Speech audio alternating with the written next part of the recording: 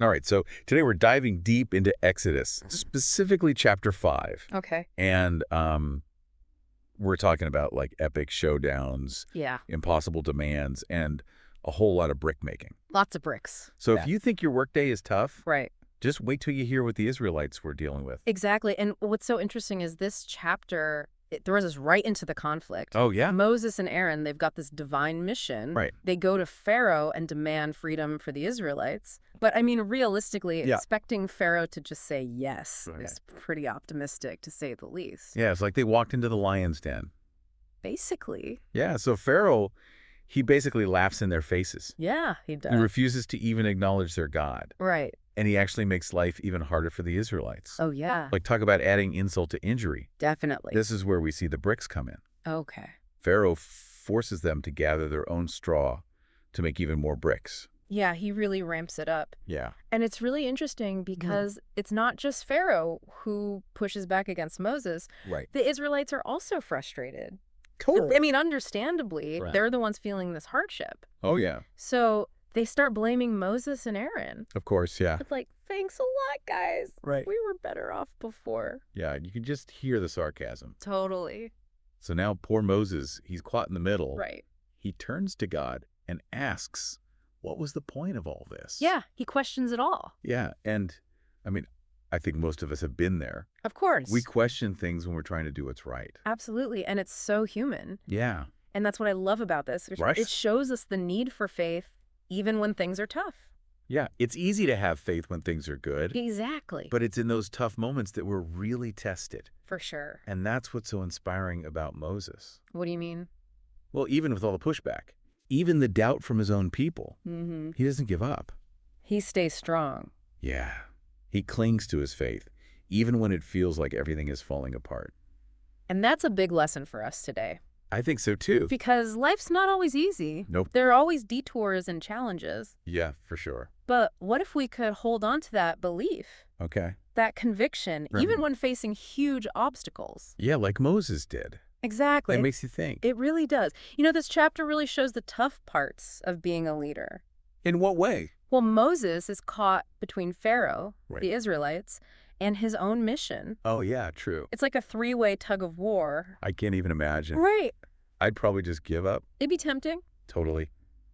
But he doesn't. No, he keeps going, even with all the pressure. It really shows that leadership isn't about being popular, It's not a popularity contest. Yeah. It's about sticking to your vision. even when it's hard. Exactly, even when people disagree. That makes me think about, like, leading a team at work.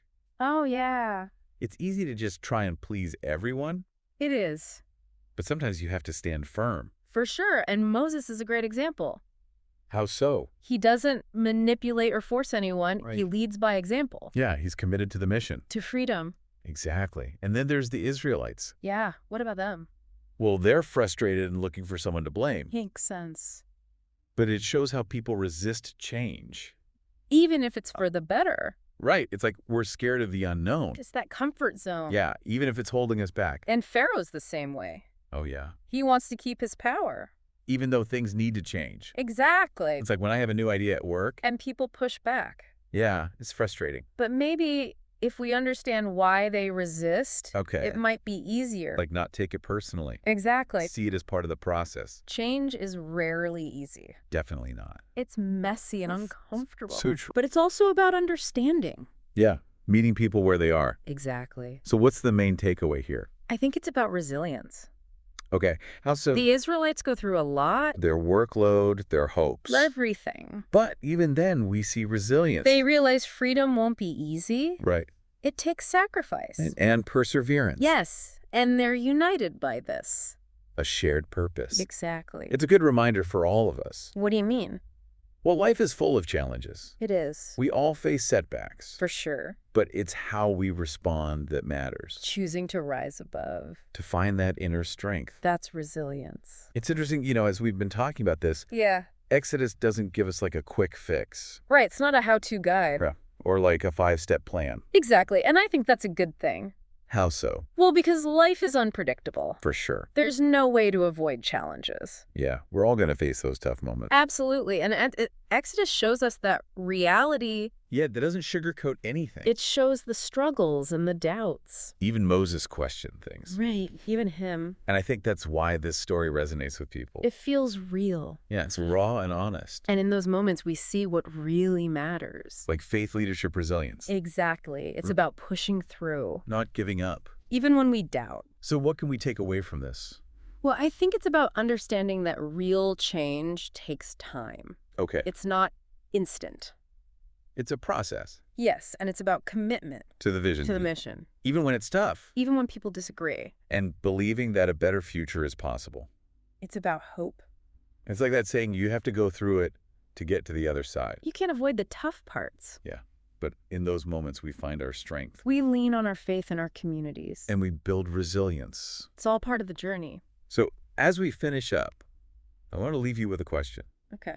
What is your promised land? What do you mean? Like, what vision or goal are you working towards? Oh, I see. And Yeah. what can you learn from Moses to help you get there? That's a powerful question. It is. And as you think about that, remember, Yeah. even when things seem impossible, Mm-hmm. we can create change We can break free. and build a better future. That's what it's all about. Thanks for joining us today. It was great to be here. We'll see you next time for another deep dive.